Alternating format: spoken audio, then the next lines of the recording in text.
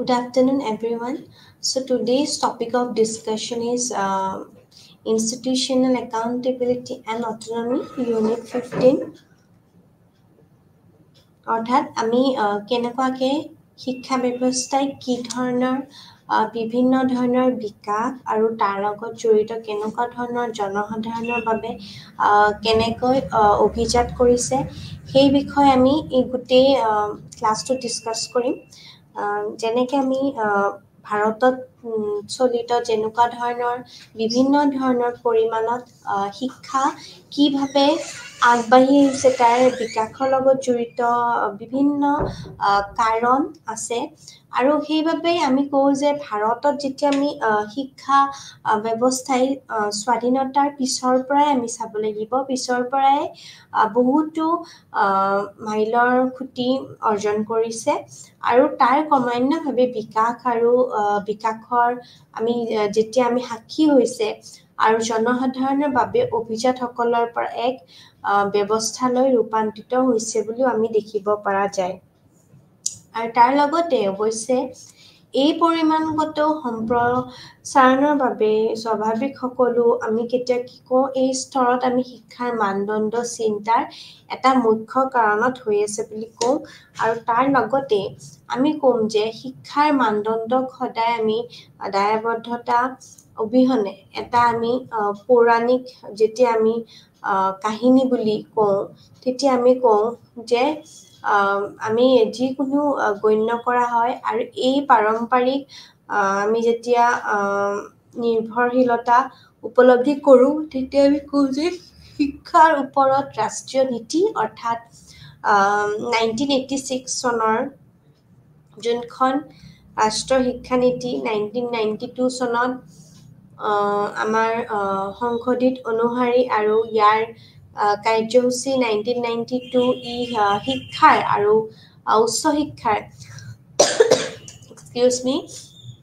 প্ৰতিষ্ঠানক ধৰি ৰাজ্যিক আৰু ৰাষ্ট্ৰীয় পৰ্যায়তো প্ৰতিষ্ঠান পাব লাভ কৰিছে আৰু সেইবাবে পৰামৰ্শ দিছিলেও তাৰ লগত ব্যৱস্থাপনাৰ এক পৰিমাপ হিচাপেও অধিক আমাৰ নিশ্চিত কৰা বুলি দেখা গৈছিলে ঠিক তেনেকেই কয় যে পৰৱৰ্তী সময়তো বিভিন্ন ৰাষ্ট্ৰীয় আৰু আন্তঃৰাষ্ট্ৰীয় নীতি নথিপত্ৰৰ দ্বাৰা শিক্ষাৰ মানদণ্ড উন্নত কৰাৰ বাবে গুৰুত্বপূৰ্ণ পদক্ষেপ হিচাপেও দায়বদ্ধতা আৰু আমি কওঁ যে যিৰ ওপৰতো আমাৰ সদায় গুৰুত্ব আৰোপ কৰা দেখা যায় ঠিক তেনেদৰে আমি কওঁ যে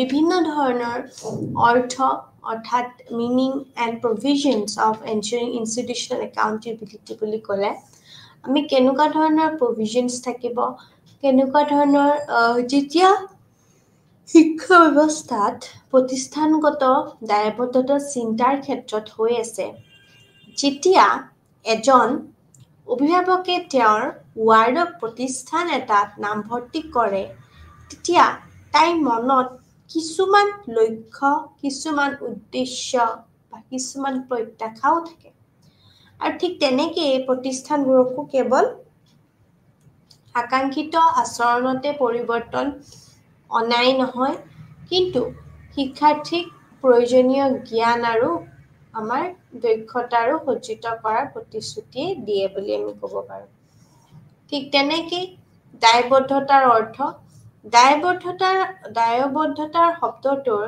লেটিন শব্দ হৈছে আমাৰ একাম আমি যেতিয়া কওঁ আমাৰ আমি কওঁ একমটেড হিচাপত পৰা উদ্ধাৰ হৈছিলে আনহাতে দায়বদ্ধতা শব্দটো আমি একাদশ শতিকাৰে নৰ্মান ইংলেণ্ডৰ ব্যৱহাৰ নোহোৱালৈকে কোনো ইংৰাজী পাঠত দেখা নাযায় সৰল ভাষাত দায়বদ্ধতাৰ বাবে স্পষ্টভাৱে নিৰ্ধাৰিত উদ্দেশ্যৰ বিপৰীতেও আমি প্ৰদৰ্শনৰ মানদণ্ড জ্ঞাপন কৰা প্ৰয়োজন তাৰ লগত দায়বদ্ধতাৰ অৰ্থৰ বাবে আমাৰ আবণ্টন কৰাটো শিক্ষাৰ্থীৰ কাম আৰু শিক্ষানুষ্ঠানবোৰত জ্ঞানৰ সফলতাৰ প্ৰতিও দায়বদ্ধতা আৰু দায়বদ্ধতাৰ সূচাই বুলি কয়। ঠিক তেনেকেই এইটো স্পষ্টভাৱে ধাৰণা কৰা হয় যে গণতন্ত্ৰভাৱে সন্দৰ্ভত আমাক আমি শাসন দায়বদ্ধতা একেলগে আমাৰ যায়। যদি এজন ব্যক্তিৰ আমাৰ শাসন ক্ষমতা থাকে তেন্তে তেওঁৰ স্বাধীনতাৰ অতি ক্ষমতাৰ সৈতে আবদ্ধ হ'ব। সেয়েহে তেওঁলোকে নিজকে জীয়াই থকাৰ বাবে সুখী আৰু সমৃদ্ধি কৰাৰ বাবেও কৰিব বিচৰা সকলো সম্ভৱ কাম কৰাৰ আমি প্ৰয়াস কৰিব পাৰোঁ। ঠিক তেনেকেই আমি যেতিয়া কওঁ যে আমাৰ আমি যেতিয়া কওঁ তেতিয়া আমাৰ দায়বদ্ধতাক আমি হৈছে আমাৰ দায়বদ্ধতা যি কৃতিপক্ষৰ সৈতে এটা কৰাৰ দায়িত্ব লৈ যায় বা দায়িত্ব হৈছে কৃতিপক্ষক আমি সদায় যুক্তিসংগতভাৱে আৰু নিষ্ঠুৰভাৱেও আমি ব্যৱহাৰ কৰাটো বুজায়। তেওঁ দায়বদ্ধতা, কৃতিত্ব, মূল্যাঙ্কন আৰু নিয়ন্ত্ৰণভুক্ত এক বহুমুখী ধাৰণা হিচাপেও বিবেচনা কৰিছিল বুলি কয়। ঠিক তেনেকেই আমি ক'ম যে তেওঁৰ মতে ইয়াৰ বাবে কমেও দুটা পক্ষ আৰু তেওঁলোকৰ মাজত পাৰম্পৰিকভাৱে স্বীকৃতি সম্পৰ্ক প্ৰয়োজন বুলি কয়। আৰু এজন দলে বিশ্বাসযোগ্য আমাৰ প্ৰদৰ্শন কৰিবৰ কাৰণে আন এটা দলক সদায় আমি পদক্ষেপ ল'বলৈ কৃতিত্ব প্ৰদান কৰে। কিন্তু কৃতিত্ব ৰক্ষাৰ জৰিয়তে আমি কওঁ যে নিয়ন্ত্ৰণ প্ৰয়োগ কৰা হয় যাক বিশ্বাসযোগ্য প্ৰদৰ্শনৰ বাবে ওপৰত নিৰ্ভৰ কৰি অব্যাহত ৰখা হ'ব পাৰে বা ৰখা যায়। এতিয়া যদি আমি কওঁ টাইপছ অফ একাউণ্টেবিলিটি, আহকচোন চাওঁ একাউণ্টেবিলিটিনো কেনেকুৱা ধৰণৰ প্ৰকাৰ আছে। দায়বদ্ধতা হৈছে এক বহুমাত্ৰিক ধাৰণা যাৰ বিভিন্ন ব্যাখ্যা আছে। আমি যেতিয়া দায়বদ্ধতা বুলি কওঁ তেতিয়া আমি একাউণ্টেবল হৈ যাওঁ। আমি এইজন মানুহ এই কামটোৰ কাৰণে একাউণ্টেবল হয়, মানে দায়বদ্ধতা। আৰু এই প্ৰকাৰবোৰৰ পৃথক কৰিবলৈ ব্যৱহৃত আমাৰ যোনবোৰ চৰ্তবোৰ আছে, সংগঠনবোৰক আমি বিভিন্ন কৰ্মকৰ্তাৰ মাজৰ সম্পৰ্ক আৰু অৱগত সিদ্ধান্ত লোৱাৰ বাবে এই কৰ্মকৰ্তাসকলৰ দ্বাৰা প্ৰয়োজনীয় তথ্যৰ প্ৰকাৰৰ ওপৰতো আমাৰ আধাৰিত হ'ব পাৰে বুলি কয়। ঠিক তেনেকেই সাংগঠনিক দায়বদ্ধতা উচ্চতৰ হয়। অধীনস্থ সম্পৰ্কৰ জৰিয়তে কাম কৰে, যেনে অধ্যক্ষ, উপাচাৰ্য আৰু অভিনেতাৰ কৃতিত্ব আৰু দায়বদ্ধতা নিৰ্ধাৰণ কৰে। ই কিছুমান স্পষ্ট নিয়ম বা মানদণ্ড আমি অনুসৰণ কৰাটো সুৰক্ষিত কৰে। আৰু আনকি যেতিয়া আমি কওঁ যে অভিনেতাসকলৰ তেওঁলোকৰ আচৰণ যথেষ্ট পৰিমাণৰ আমাৰ শাসন থাকে, তথাপিও তেওঁলোকক সাংগঠনিক দায়বদ্ধতা আৰু শিক্ষকসকলৰ আমাৰ চাপ অনুভৱ কৰে বুলি কয়। ঠিক তেনেকেই দ্বিতীয়টো হৈছে ৰাজনৈতিক দায়বদ্ধতা, অৰ্থাৎ পলিটিকেল একাউণ্টেবিলিটি বুলি যাক কয়। ৰাজনৈতিক দায়বদ্ধতা মুখ্যতঃ নিৰ্বাচিত ৰাজনীতিবিদসকলৰ দ্বাৰা ব্যৱহাৰ কৰা হয় আৰু গণতান্ত্ৰিক নিয়ন্ত্ৰণৰো প্ৰাপ্ত কৰাৰ বিষয় এটা হৈ পৰে। ইয়াক তিনিটা মাত্ৰাত ৰূপায়ণ কৰা হয়। প্ৰথমটো হৈছে ৰাজনৈতিক দলসমূহৰ প্ৰতিনিধি নিৰ্বাচন কৰে। দ্বিতীয়টো হৈছে মন্ত্ৰী, যেতিয়া ইয়াক মন্ত্ৰীসকলৰ জৰিয়তে পৰোক্ষভাৱে প্ৰয়োগ কৰা হয়, যিসকলক তেওঁলোকৰ মন্ত্ৰালয়ৰ প্ৰতিটো বিষয়ৰ বাবে দায়বদ্ধ কৰা হয়। আৰু সাংবিধানিক বা অনন্য আমাৰ সমতুল্য নথিপত্ৰত প্ৰকাশ পোৱা আইনখন। ঠিক তেনেকৈ আইনী দায়বদ্ধতা লিগেল একাউণ্টেবিলিটি বুলি যাক কয়। আইনী দায়বদ্ধতাত আদালত আৰু অন্যান্য ন্যায়িক প্ৰতিষ্ঠানৰ দায়বদ্ধতা প্ৰণালী অধিকাৰ সুৰক্ষিত কৰি আৰু ভুলবোৰ আঁতৰাই কেন্দ্ৰীয় ভূমিকা পালন কৰাত সহায় কৰে। এইটো বেছিভাগ সাংবিধানিক আৰু ব্যক্তিগত আচৰণৰ অখণ্ডতাত পৰীক্ষাত কৰাৰ বিষয়ে হয়। নেক্সটটো হৈছে পেছাদাৰী দায়বদ্ধতা অৰ্থাৎ প্ৰফেশ্যনেল একাউণ্টেবিলিটি। শিক্ষক হ'ব পাৰে, উকিল হ'ব পাৰে, চিকিৎসক হ'ব পাৰে আদিৰ দৰে পেছাদাৰীসকলৰো পেছাদাৰী সংগঠনৰ দ্বাৰা নিৰ্ধাৰিত কিছুমান আচৰণবিধি আৰু অনুশীলনৰ দ্বাৰা আবদ্ধ হয় বুলি কয়। পেছাদাৰী দায়বদ্ধতাই পেছাদাৰী আচৰণৰ বাবে এই মানদণ্ড আৰু আচৰণৰ বিধিৰ সৈতে আমি সামঞ্জস্যভাৱে ৰখাৰ ওপৰতো গুৰুত্ব দিয়ে, কিয়নো এই নিয়মবোৰৰ সকলো সমস্যাৰে বা সদস্যৰ বাবে বাধ্যতামূলক আৰু সকলো পেছাদাৰীসকলৰ দ্বাৰা তেওঁলোকৰ দৈনন্দিন অনুশীলনৰ কাৰ্যকৰী কৰি প্ৰয়োজন কৰা বুলি উচিত বুলি কয়। নৈতিক দায়বদ্ধতা পেছাদাৰী এজনৰ আচৰণত নৈতিক দায়বদ্ধতাৰ এক কেন্দ্ৰীয় স্থান আছে বুলি কয়। ই অভ্যন্তৰীণ মূল্যবোধৰ ওপৰত নিৰ্ভৰ কৰে, যাৰ প্ৰতি পেছাদাৰীসকলৰে আমাৰ পালন কৰাত সহায় কৰে। আমাৰ নৈতিক আৰু পেছাদাৰী দায়বদ্ধতাৰ মাজৰ পাৰ্থক্য হৈছে ইয়াক চৰকাৰী মানদণ্ড অন্তৰ্ভুক্ত কৰা পৰিমাণ কৰা বুলি কোৱা যায়। পেছাদাৰী সংগঠনৰ সদস্যসকলৰ বাবে পেছাদাৰী দায়বদ্ধতা বাধ্যতামূলক, আনহাতে নৈতিক দায়বদ্ধতা পেছাদাৰীসকলৰ দ্বাৰা এক আনুষ্ঠানিক অনানুষ্ঠানিক আচৰণ বিধিৰ ওপৰতো নিৰ্ভৰ কৰে বুলি কয়।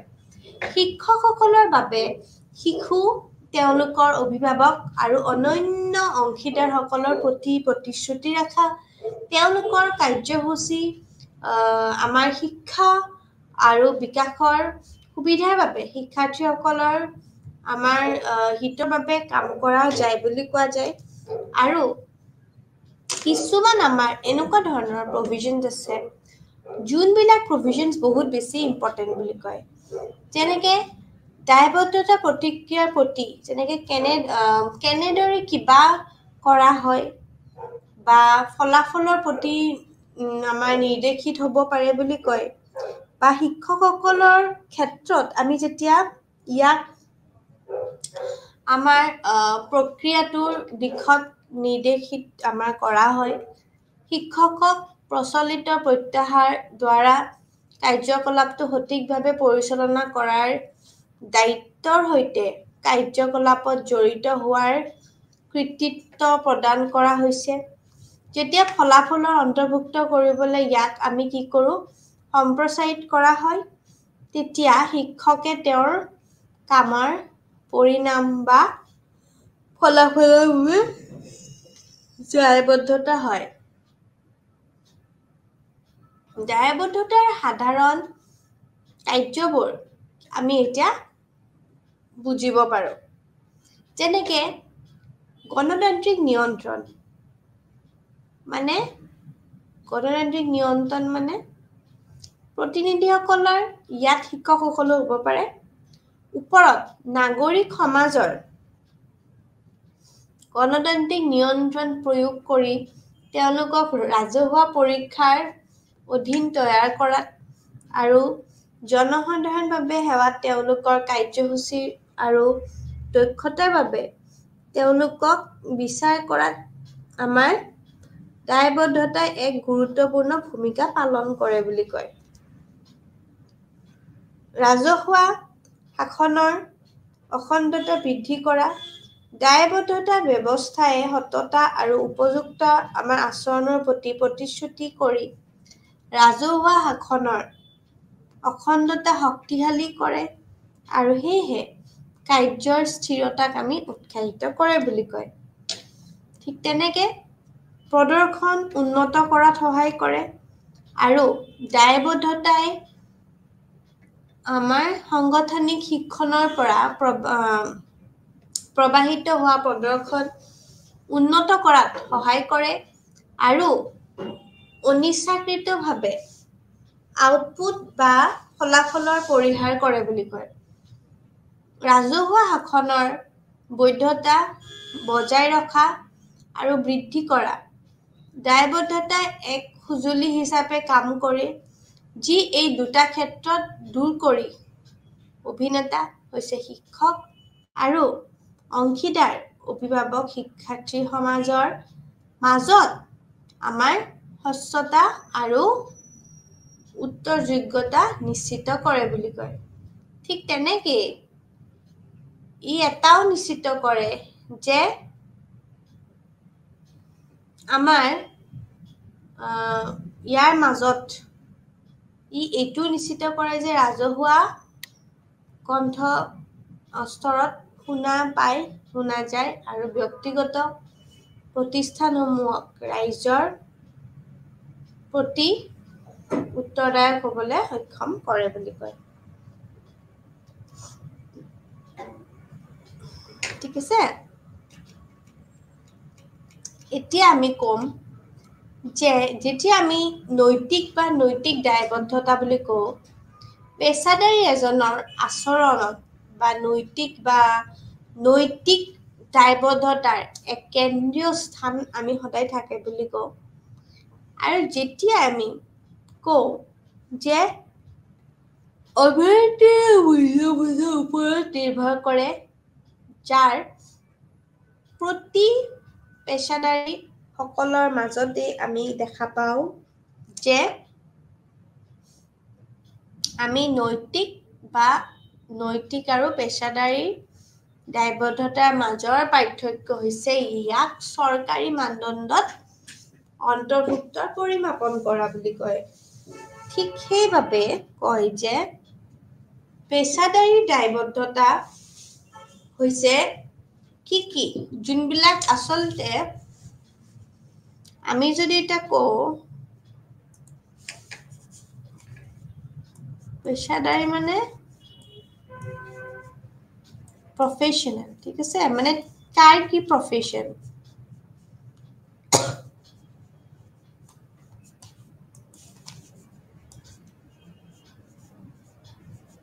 Professional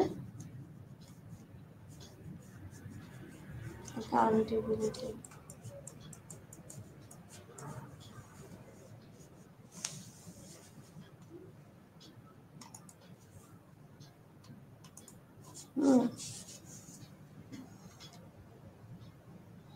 নৈতিক বা নৈতিক দায়বদ্ধতা আমি কওঁ যে পেছাদাৰী এজনৰ আচৰণত সদায় দায়বদ্ধতা এক কেন্দ্ৰীয় স্থান। সেইবাবে ইয়াতো কয় কি যে শিক্ষক হ'ব পাৰে, উকিল হ'ব পাৰে, ঠিক আছে, টিচাৰ, এডভোকেট, চিকিৎসক, ডক্তৰ আদিৰ দৰে বা ইঞ্জিনিয়াৰ্ছ, যাক আমি অভিযন্তা বুলি কওঁ, পেছাদাৰী সংগঠনৰ দ্বাৰা নিৰ্ধাৰিত কিছুমান আচৰণ বিধি আৰু অনুশীলনৰ দ্বাৰা আবদ্ধ হৈ থাকে। পেছাদাৰী দায়বদ্ধতাই পেছাদাৰী আচৰণৰ বাবে এটা এনেকুৱা মানদণ্ড আৰু আচৰণ বিধিৰ সৈতে আমি সামঞ্জস্য ৰখাৰ বাবে সদস্যভাৱে বাধ্যতামূলক আৰু সকলো পেছাদাৰীসকলৰ দ্বাৰাই তেওঁলোকৰ দৈনন্দিন অনুশীলনতা কাৰ্যসূচী কৰা প্ৰয়োজন বুলি কয়। আমি মানে কৰিব লাগে। আৰু তাৰ লগত আইনী দায়বদ্ধতাও আছে। আইনী দায়বদ্ধতা বুলি ক'লে আদালত আৰু বিভিন্ন ধৰণৰ অন্যান্য ন্যায়িক প্ৰতিষ্ঠানৰ লগত দায়বদ্ধতা। প্ৰণালীয়ে অধিকাৰ হৈ যায় বা সুৰক্ষিত কৰি আৰু ভুলবোৰ আঁতৰাই কেন্দ্ৰীয় ভূমিকা পালন কৰে বুলি কয়। এইটো বেছিভাগ সাংগঠনিক আৰু ব্যক্তিগত আচৰণৰ অখণ্ডতা পৰীক্ষাত কৰাৰ বিষয় হয়। ৰাজনৈতিক দায়বদ্ধতা নিৰ্বাচিত ৰাজনীতিসকলৰ দ্বাৰা ব্যৱহাৰ কৰা হয় আৰু তাৰ লগতে গণতান্ত্ৰিক নিয়ন্ত্ৰণ প্ৰাপ্ত কৰাৰ বিষয় হয়। ইয়াক 3টা মাত্ৰাত ৰূপায়ণ কৰা হয়। ৰাজনৈতিক দলসমূহৰ প্ৰতিনিধি নিৰ্বাচন মন্ত্ৰী, যেতিয়া ইয়াক মন্ত্ৰীসকলৰ জৰিয়তে পৰোক্ষভাৱে প্ৰয়োগ কৰা হয়, যিসকলক তেওঁলোকৰ মন্ত্ৰালয়ৰ প্ৰতিটো বিষয়ৰ বাবে দায়বদ্ধ কৰা হয় আৰু সাংবিধানিক বা অনন্য সমতুল্য নথিপত্ৰত প্ৰকাশ কৰে আমাৰ। এতিয়া আইনী দায়বদ্ধতা বুলি ক'লে, আইনী দায়বদ্ধতাত আদালত আৰু অনন্য ন্যায়িক প্ৰতিষ্ঠানৰ দায়বদ্ধতা প্ৰণালীয়ে অধিকাৰ সুৰক্ষিত কৰি আৰু ভুলবোৰ আঁতৰাই কেন্দ্ৰীয় ভূমিকা পালন কৰে আৰু এইটো বেছিভাগ সাংগঠনিক আৰু ব্যক্তিগত আচৰণৰ আমাৰ অখণ্ডতা পৰীক্ষা কৰাৰ বিষয় বুলি কয়। ঠিক তেনেকেই পেছাদাৰী দায়বদ্ধতা কি হ'ব? শিক্ষক, উকিল, চিকিৎসক আদিৰ দৰে পেছাদাৰীৰ লগতে আমাৰ সংগঠনৰ দ্বাৰাও নিৰ্ধাৰিত কিছুমান এনেকুৱা ধৰণৰ আচৰণ বিধি আছে বা এনেকুৱা ধৰণৰ অনুশীলনৰ কিছুমান আমাৰ আবদ্ধ হৈ আছে। এতিয়া পেছাদাৰী দায়বদ্ধতা আচৰণৰ বাবে এই মানদণ্ড আৰু আচৰণ বিধিৰ সৈতে আমি কি কৰোঁ?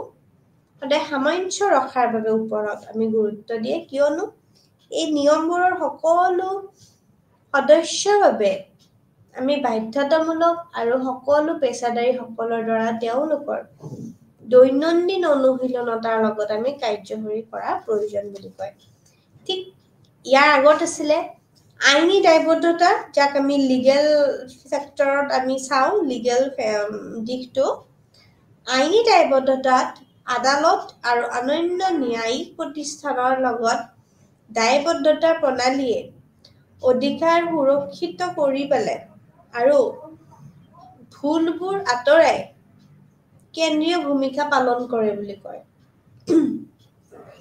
এইটো বেছিভাগ সাংগঠনিক আৰু ব্যক্তিগত আচৰণৰ বাবে আমাৰ অখণ্ড পৰীক্ষাৰ কৰাৰ বিষয়ও আমি হয় বুলি কওঁ। ঠিক তেনেকে ৰাজনৈতিক দায়বদ্ধতাত মুখ্যত কি কৰে, কি যে আমি নিৰ্বাচিত কৰে আৰু ৰাজনীতিবিদসকলৰ দ্বাৰা ব্যৱহাৰ কৰা হয় আৰু গণতান্ত্ৰিক নিয়ন্ত্ৰণ প্ৰাপ্ত কৰাৰ বিষয়ও হয়। ইয়াক 3টা মাত্ৰাত ৰূপায়ণ কৰা হয়। এটা হৈছে ৰাজনৈতিক দলসমূহৰ প্ৰতিনিধি নিৰ্বাচন, এটা হৈছে মন্ত্ৰী, আৰু যেতিয়া ইয়াক মন্ত্ৰীসকলৰ জৰিয়তে পৰোক্ষভাৱে প্ৰয়োগ কৰা হয়, যিসকলৰ তেওঁলোকৰ মন্ত্ৰালয়ৰ প্ৰতিটো বিষয়ৰ বাবে দায়বদ্ধতা কৰা হয় আৰু সাংবিধানিক বা অনন্য সমতুল্য নথিপত্ৰতো প্ৰকাশ কৰা হয়। ঠিক তেনেকেই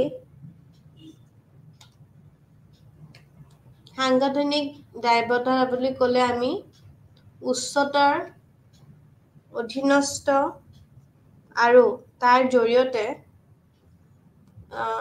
কাম কৰে, যাৰ ই কিছুমান আমাৰ কি হয়, আমি নিয়ম কিছুমান আমি মানদণ্ড অনুসৰণ কৰাটো আমি সুৰক্ষিত কৰে।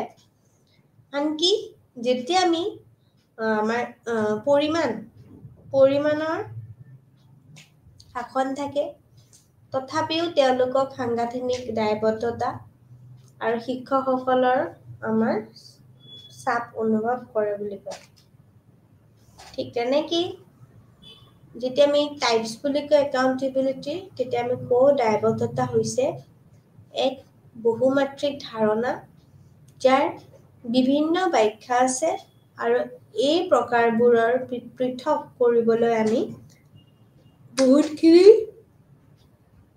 চৰ্ত সংগঠনবোৰ বিভিন্ন কৰ্মকৰ্তাৰ মাজত সম্পৰ্ক আৰু অৱগত সিদ্ধান্ত লোৱা মানে আমাৰ কেতিয়া কি হয় এনেকুৱা আমাৰ ফেক্টৰছ থাকে ঠিক আছে ফেক্টৰছ এইখিনি আমি যে কৈছে ৰিলেশ্যনছ মানে বিভিন্ন ইণ্টাৰ ৰিলেশ্যনছবোৰ কেনেকুৱা ঠিক আছে আৰু সিদ্ধান্ত লোৱাৰ এইটো ডিচিশন মেকিং মই এইটো শৰ্টত লিখি দিছোঁ আৰু কি আছে টাৰ্মছ এণ্ড কণ্ডিশ্যনছ হয়নে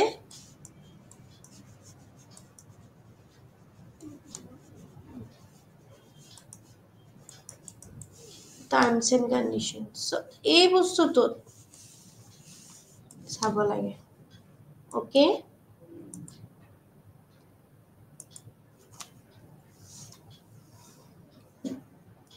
সেইকাৰণে আমি কওঁ যে সাংগঠনিক দায়বদ্ধতা বুলি ক'লে কিছুমান উচ্চতৰ বা অধীনস্থ সম্পৰ্কৰ জৰিয়তে কাম কৰে যেনে আমাৰ কলেজ বা স্কুলত কি থাকে অধ্যক্ষ প্ৰিন্সিপাল থাকে হয়নে উপাচাৰ্য থাকে বা ভাইচ চেঞ্চেলৰ থাকে প্ৰিন্সিপাল তো এনেকুৱা ধৰণৰ আমাৰ অভিনেতাৰ কৃতিত্ব আৰু দায়বদ্ধতা নিৰ্ধাৰণ কৰে বুলি কিছুমান এনেকুৱা স্পষ্ট নিয়ম বা মানদণ্ড আমি অনুসৰণ কৰাটো সুৰক্ষিত কৰে আনকি যেতিয়া আমি অভিনেতাসকলৰ তেওঁলোকৰ আচৰণত যথেষ্ট পৰিমাণৰ আমাৰ তথাপিও আমি কি কওঁ তেওঁলোকক সাংগঠনিক দায়বদ্ধতা আৰু শিক্ষকসকলৰ অনুভৱ থাকে বুলি কয়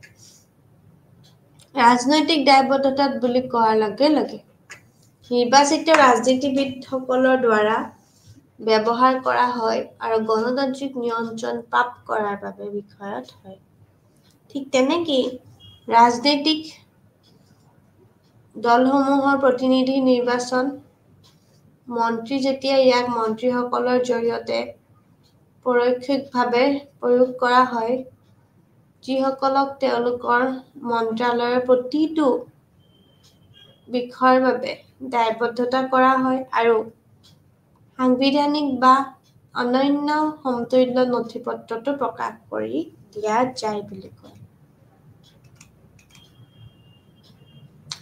সেইকাৰণে তেওঁৰ মতে ইয়াত এইটো কোৱা হয় কি যে ইয়াৰ বাবে কমেও দুটা পক্ষ আৰু তেওঁলোকৰ মাজত এটা কি থাকিব লাগিব পাৰম্পৰিকভাৱে স্বীকৃতি সম্পৰ্কৰ প্ৰয়োজন মই কেনে কৈছো inter relation is very essential ঠিক আছে interrelation between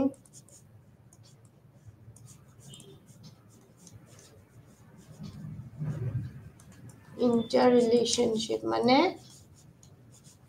for example x and y এই x and y মাজত যদি কোনো interrelationship নাথাকে ultimately এই স্বীকৃতি সম্পৰ্কৰ প্ৰয়োজন কেতিয়া হ'ব মানে ঠিক আছে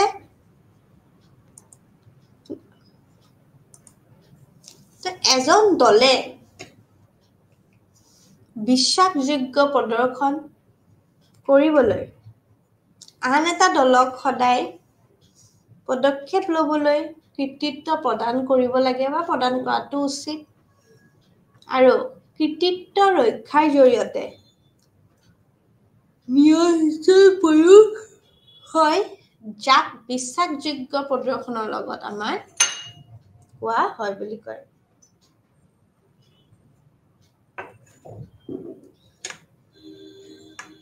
আৰু এইটো নিৰ্ভৰ কৰি আমি অব্যাহত ৰখা হ'ব পাৰে বা ৰাখিব পৰা যায় আছে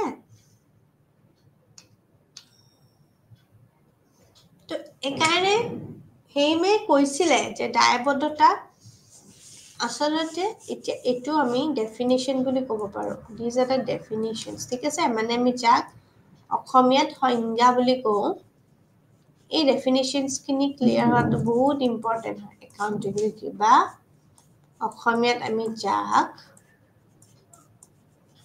সংজ্ঞা বুলি কওঁ ঠিক আছে তো এই হেইমে দিয়া ডেফিনেশনটো তেওঁ কৈছিলে যে দায়বদ্ধতা হৈছে দায়বদ্ধতা যি কৃতিপক্ষৰ সৈতে কিবা এটা কৰাৰ দায়িত্ব লৈ যায় কৃতিপক্ষ ঠিক আছে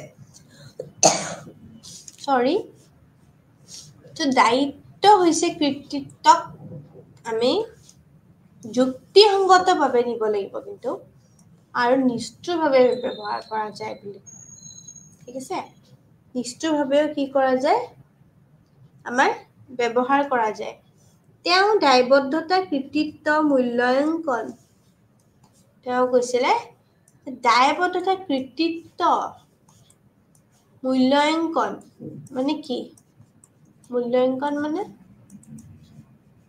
ইভালুয়েশন হয়নে ইভালুয়েশন আৰু নিয়ন্ত্ৰণ অন্তৰ্ভুক্ত এক বহুমুখী ধাৰণা হিচাপে বিবেচনা কৰিছিল বুলি কয়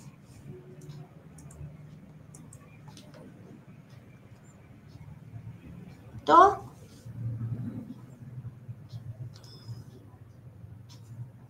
ইয়াত স্পষ্টভাৱে ধাৰণাটো হৈছে যে গণতন্ত্ৰৰ সন্দৰ্ভত আমি কি কৰিব পাৰো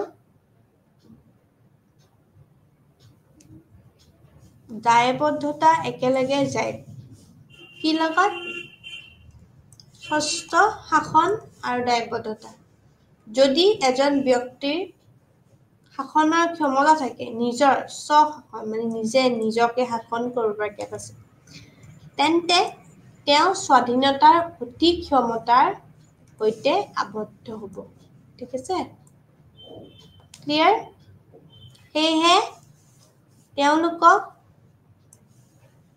নিজকে জীয়াই থকাৰ বাবে সুখী আৰু সমৃদ্ধি কৰাৰ বাবে কৰিব বিচৰা সকলকো সম্ভৱ কাম কৰাৰ পৰা কৰিব পাৰিব ওকে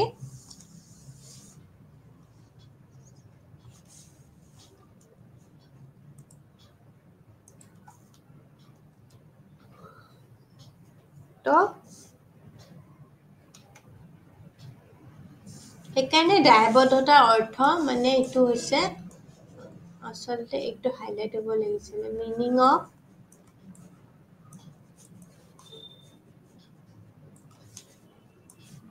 accountability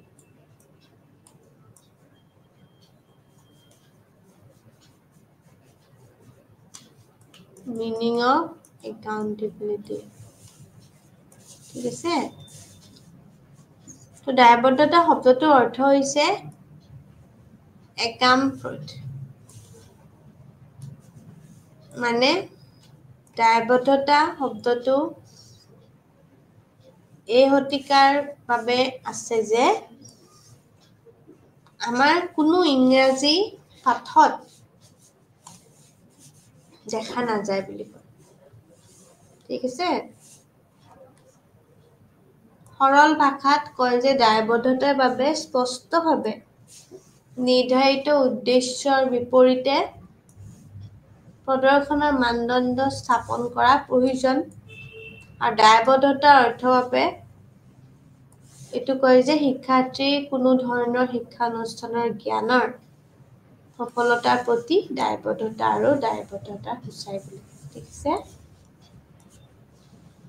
এই বস্তুটো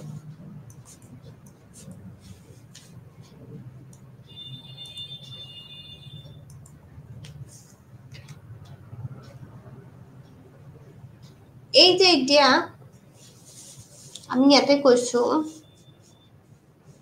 যে আমি এটা হাইলাইট কৰি দিওঁ ন, তেতিয়া ভাল হ'ব।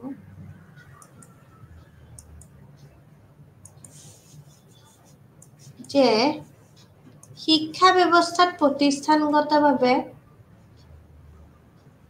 দায়বদ্ধতা চিন্তাৰ ক্ষেত্ৰত হৈ আছে। যেতিয়া এজন অভিভাৱকে তেওঁৰ ৱাৰ্ডক প্ৰতিষ্ঠান এটাত নামভৰ্তি কৰে, মানে যিকোনো স্কুল এখনত ধৰক নামভৰ্তি কৰিলে, তেতিয়া তাইৰ মনত কিছুমান লক্ষ্য উদ্দেশ্য প্ৰত্যাশাও থাকে, হয়নে? এতিয়া লক্ষ্য উদ্দেশ্য প্ৰত্যাশা মানে কি? লক্ষ্য হৈছে এইমছ, উদ্দেশ্য অবজেক্টিভ, প্ৰত্যাশা হৈছে চেলেঞ্জেছ, ঠিক আছে? মানে কেনেকৈ মই অভাৰকাম কৰিম। তো প্ৰতিষ্ঠানবোৰেও কেৱল আকাংক্ষিত আচৰণগত পৰিৱৰ্তন অনাই নহয়, কিন্তু শিক্ষাৰ্থীক প্ৰয়োজনীয় জ্ঞান আৰু দক্ষতাৰ সজ্জিত কৰাৰ প্ৰতিশ্ৰুতি দিয়ে। ঠিক আছে?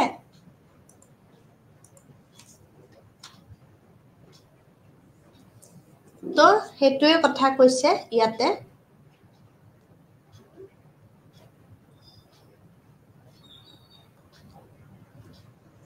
আৰু কিছুমান স্পষ্ট নিয়ম বা মানদণ্ড অনুসৰণ কৰাটো সুৰক্ষিত কৰে।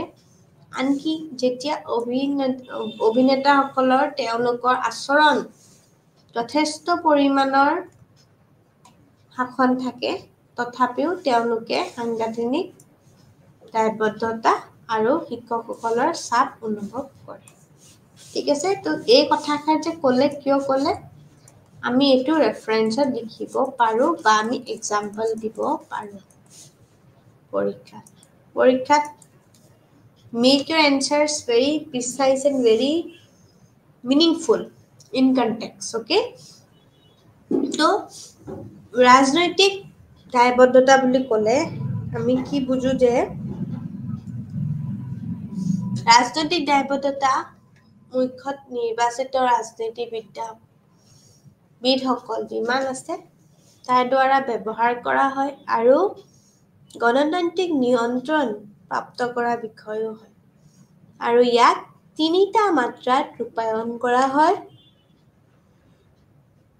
ৰাজনৈতিক দলসমূহৰ প্ৰতিনিধি নিৰ্বাচন, মন্ত্ৰী, যেতিয়া ইয়াক মন্ত্ৰীসকলৰ জৰিয়তে পৰোক্ষিকভাৱে প্ৰয়োগ কৰা হয়, যিসকলক তেওঁলোকৰ মন্ত্ৰালয়ৰ প্ৰতিটো বিষয়ৰ বাবে দায়বদ্ধ কৰা হয় আৰু সাংবিধানিক বা অন্যান্য সমতুল্য নথিপত্ৰতো প্ৰকাশ কৰা পায় বুলি কয়।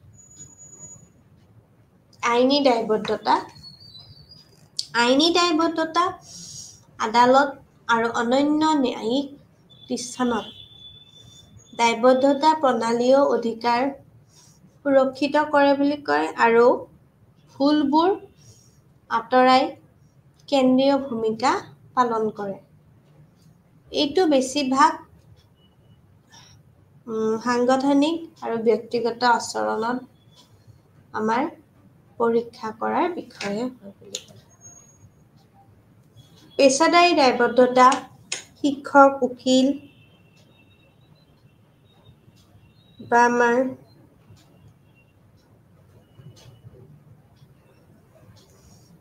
যিমানখিনি চিকিৎসক আদিৰ দৰে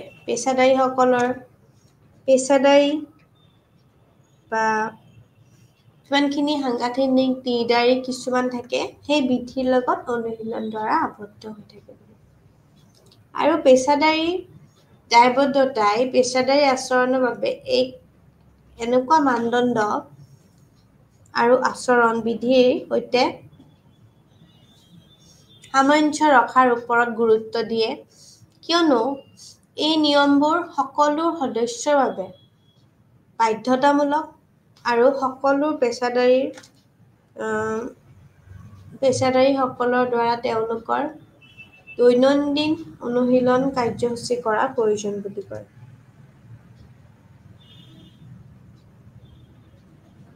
ঠিক তেনেকেই নৈতিক বা নৈতিক দায়বদ্ধতা পেছাদাৰী এজনৰ আচৰণত নৈতিক বা নৈতিক দায়বদ্ধতা এক কেন্দ্ৰীয় স্থান আছে। ই অভ্যন্তৰীণ মূল্যবোধৰ ওপৰত নিৰ্ভৰ কৰে, যাৰ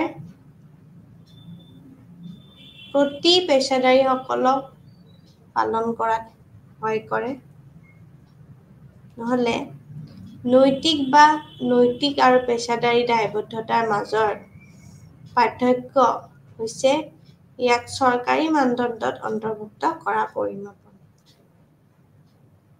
পেছাদাৰী সংগঠনৰ সদস্যসকলৰ বাবে পেছাদাৰী দায়বদ্ধতা বাধ্যতামূলক, আনহাতে নৈতিক বা নৈতিক দায়বদ্ধতা পেছাদাৰীসকলৰ দ্বাৰা এক অনানুষ্ঠানিক আচৰণৰ বিধিৰ ওপৰতো নিৰ্ভৰ কৰে।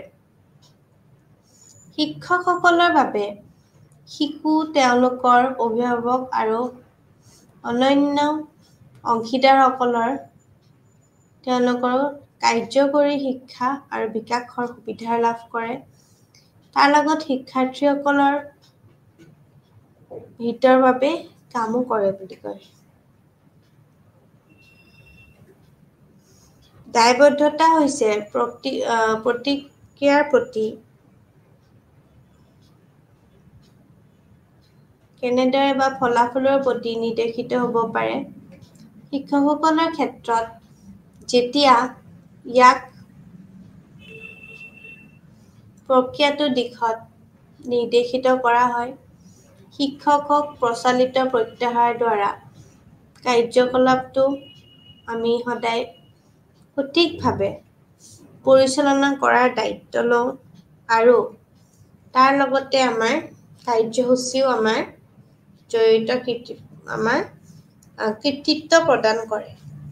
সেয়েহে যেতিয়া ফলাফল অন্তৰ্ভুক্ত কৰিবলৈ ইয়াক সম্প্ৰচাৰিত কৰা হয়, তেতিয়া শিক্ষকেও তেওঁৰ কামৰ পৰিণাম বা ফলাফলৰ বাবে দায়বদ্ধ হয় বুলি কয়। দায়বদ্ধতা সাধাৰণতে আমি কি কৰিব পাৰোঁ, কিছুমান যেনেকে বিভিন্ন ধৰণৰ, আৰু এই গণতান্ত্ৰিক নিয়ন্ত্ৰণতে কয় যে প্ৰতিনিধিসকলৰ ওপৰত নাগৰিক সমাজৰ গণতান্ত্ৰিক নিয়ন্ত্ৰণৰ প্ৰয়োগ কৰি তেওঁলোকে সদায় ৰাজহুৱা পৰীক্ষাৰ অধীন তৈয়াৰ কৰাত আৰু জনসাধাৰণৰ সেৱাত তেওঁলোকৰ কাৰ্যকৰীতাসকলক দক্ষতাৰ বাবে তেওঁলোকক বিচাৰ কৰাটো দায়বদ্ধতাই এক গুৰুত্বপূৰ্ণ ভূমিকা পালন কৰে বুলি কয়। আৰু সেইকাৰণে ৰাজহুৱা যিমানবোৰ আমাৰ শাসনৰ অখণ্ডতা আছে, সেইবোৰ বৃদ্ধি কৰাৰ লগতে দায়বদ্ধতা ব্যৱস্থাই সততা আৰু উপযুক্ত আচৰণৰ প্ৰতি প্ৰতিশ্ৰুতি বৃদ্ধি কৰাত ৰাজহুৱা শাসনৰ অখণ্ডতা শক্তিশালী কৰে আৰু সেয়েহে কাৰ্যৰ স্থিৰতাকো উৎসাহিত কৰে বুলি কয়। প্ৰদৰ্শন উন্নত কৰাত সহায় কৰে আৰু দায়বদ্ধতাক সাংগঠনিক শিক্ষকৰ পৰা প্ৰবাহিত হোৱা প্ৰদৰ্শন উন্নত কৰাত সহায় কৰে আৰু অনিচ্ছাকৃতভাৱেও আউটপুট বা ফলাফল পৰিহাৰ কৰে বুলি কয়।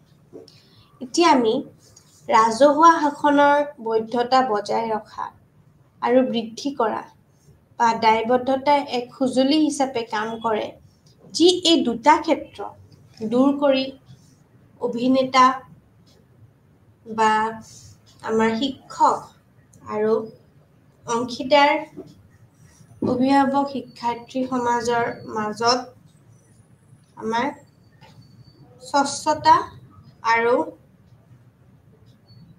উত্তৰযোগ্যতা নিশ্চিত কৰে বুলি কয়। আৰু এই ব্যক্তিগত প্ৰতিষ্ঠানতে আমাৰ কি হয়, এইখিনিৰ মাজতে আমাৰ ৰাজহুৱা যিমানবোৰ আমাৰ কণ্ঠ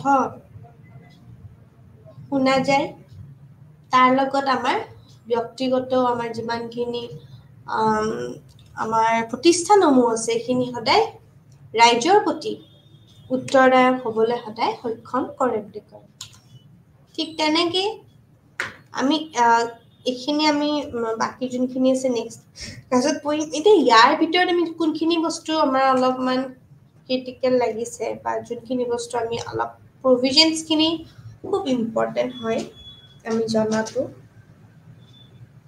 আমি প্ৰভিজনছখিনি আমি জানিবই লাগিব বা আমি যেতিয়া দায়বদ্ধতা বুলি কওঁ আমি কি বস্তুত আমাৰ আমি একাউণ্টেবল বুলি আমি এনচিয়ৰ কৰিব পাৰিম যে এইকেইটা বস্তু থাকিলে একচুৱেলি একাউণ্টেবল ঠিক আছে তো কেনেদৰে কিবা কৰা হয় বা ফলাফলৰ প্ৰতি নিৰ্দেশিত হ'ব পাৰে শিক্ষকসকলৰ ক্ষেত্ৰত যেতিয়া ইয়াক প্ৰক্ৰিয়াটোৰো দিশত নিৰ্দেশিত কৰা হয় বা শিক্ষকক প্ৰচলিত প্ৰত্যাশাৰ দ্বাৰা কাৰ্যকলাপত সঠিকভাৱে পৰিচালনা আমাৰ কৰা হয় বা দায়িত্বৰ সৈতে কাৰ্যকলাপৰ জৰিয়তে হোৱাৰ কৃতিত্ব প্ৰদান কৰা হৈছে যেতিয়া ফলাফলৰ অন্তৰ্ভুক্ত কৰিবলৈ ইয়াক আমাৰ আমি কি বুলি কওঁ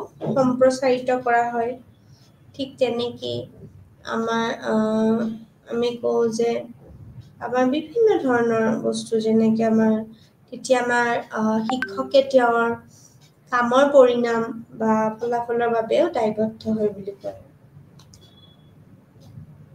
ঠিক তেনেকৈ আৰু দায়বদ্ধতাৰ আচলতে সাধাৰণ কাৰ্যবোৰ নিম্নলিখিত বুলি বুজা যাব পাৰে তেনেকৈ গণতান্ত্ৰিক নিয়ন্ত্ৰণ হ'ব পাৰে প্ৰতিনিধিসকলৰ ওপৰত নাগৰিক সমাজৰ গণতান্ত্ৰিক নিয়ন্ত্ৰণ প্ৰয়োগ কৰি তেওঁলোকৰ ৰাজহুৱা পৰীক্ষাৰ অধীন তৈয়াৰ কৰাত বা জনসাধাৰণৰ সেৱাত তেওঁলোকৰ কাৰ্যকাৰিতা আৰু দক্ষতাৰ বাবে তেওঁলোকক বিচাৰ কৰাত দায়বদ্ধতাই এক গুৰুত্বপূৰ্ণ ভূমিকা পালন কৰে বুলি কয় এই বস্তুখিনিয়ে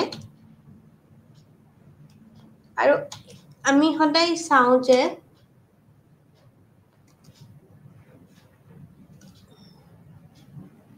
নৈতিক দায়বদ্ধতা যেতিয়া কওঁ আমি ঠিক আছে আমাৰ যদি মৰেল একাউণ্টেবিলিটি থাকে মৰেলিটি তো পেছাদাৰী এজনৰ যেনেকৈ আচৰণত নৈতিক দায়বদ্ধতাৰ এক কেন্দ্ৰীয় স্থান আছে আৰু ই সদায় মূল্যবোধৰ ওপৰত নিৰ্ভৰ কৰে যাৰ প্ৰতি পেছাদাৰীসকলৰ আমি কি কৰিব পাৰোঁ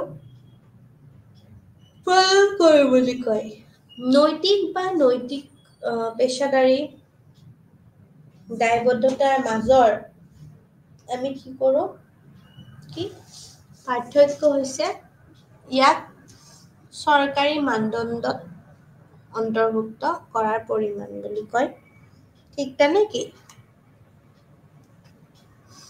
পেছাদাৰী দায়বদ্ধতা শিক্ষক উকিল চিকিৎসক আদিৰ দৰে পেছাদাৰীসকলৰো পেছাদাৰী সংগঠনৰ দ্বাৰা আমাৰ নিৰ্ধাৰিত কিছুমান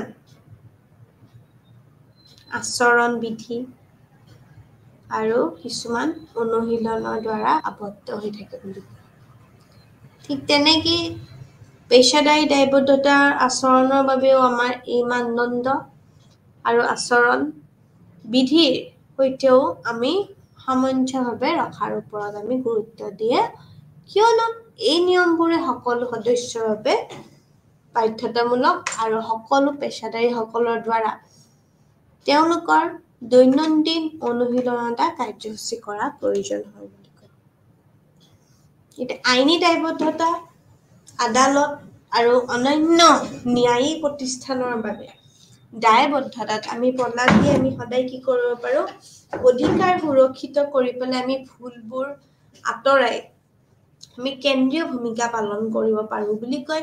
আৰু ঠিক তেনেকেই আমি কি কৰোঁ যে এইটো বেছিভাগ সংগঠনৰ আৰু ব্যক্তিগত আচৰণেও আমি সেই বস্তুখিনি আমাক আমাৰ যিমানখিনি পৰীক্ষা কৰাৰ বাবে আমাৰ বিষয় থাকে সেই বিষয়বোৰ আমি আলোচনা কৰিব পাৰোঁ।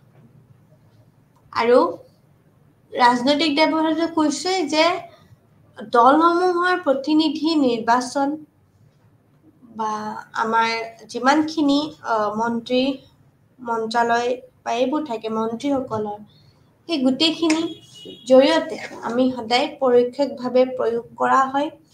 আৰু যিসকলৰ তেওঁলোকৰ মন্ত্ৰালয়ৰ প্ৰতিটো বিষয়ৰ বাবে কি থাকে দায়বদ্ধ কৰা হয়। আৰু সাংবিধানিক বা অন্যান্য সমতুল্য নথিপত্ৰ আমি প্ৰকাশ এতিয়া আমাৰ আইনৰ লগত জড়িত হয়। তো এই ৰাজনৈতিক দায়বদ্ধতা বুলি যেতিয়া আমি কওঁ তেতিয়া আমি নিৰ্বাচিত কৰা যায়। আৰু এই নিৰ্বাচিত কৰিব গ'লেই আমাৰ দ্বাৰা ব্যৱহাৰ কৰা হয় আৰু গণতান্ত্ৰিক নিয়ন্ত্ৰণৰ বাবে প্ৰাপ্ত কৰা বিষয় হয়। ইয়াক 3টা মাত্ৰাত ৰূপায়ণ কৰা হৈছে আৰু এই 3টা মাত্ৰা আমি জনাটো খুবেই দৰকাৰী। ৰাজনৈতিক দলসমূহৰ প্ৰতিনিধি নিৰ্বাচন, মন্ত্ৰী যেতিয়া ইয়াক মন্ত্ৰীসকলৰ জৰিয়তে প্ৰয়োগ কৰা হয় বুলি কয়।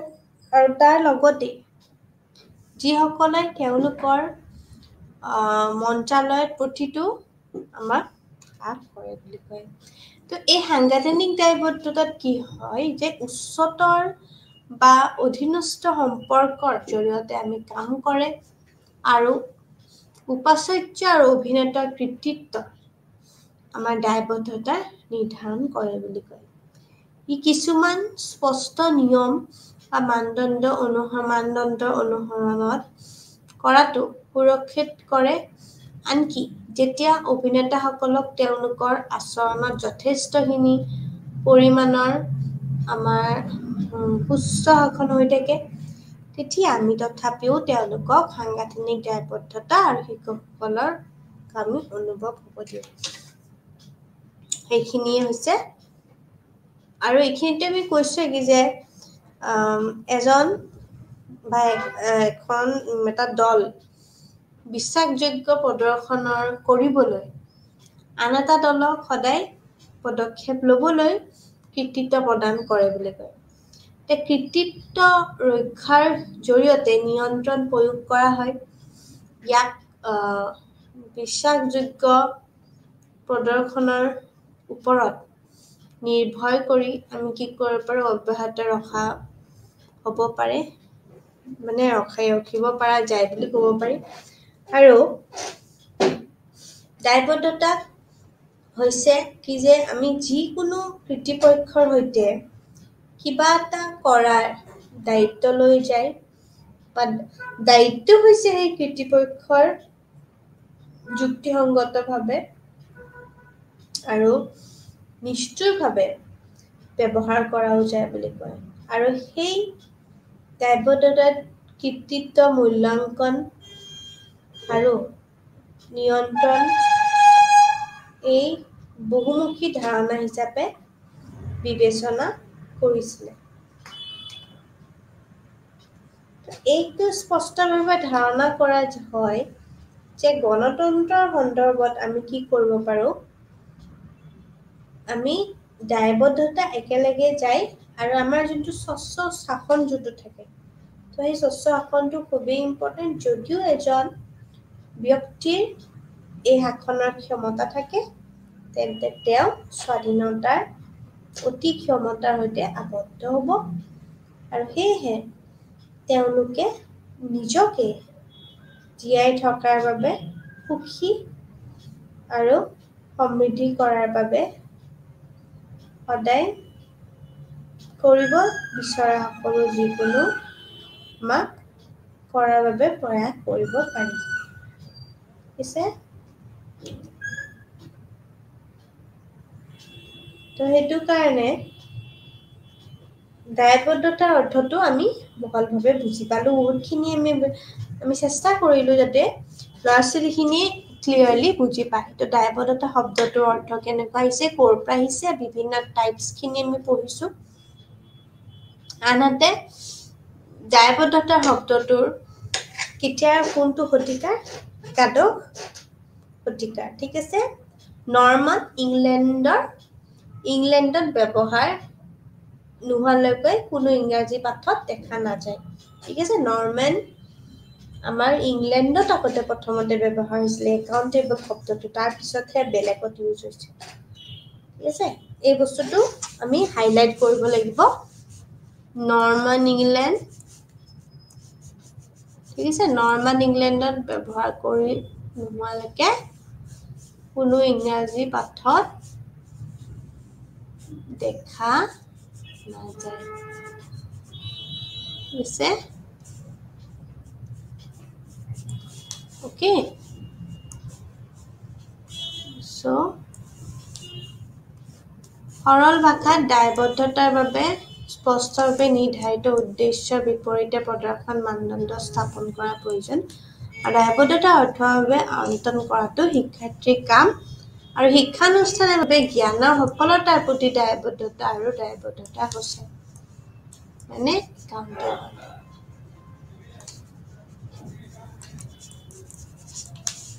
ঠিক আছে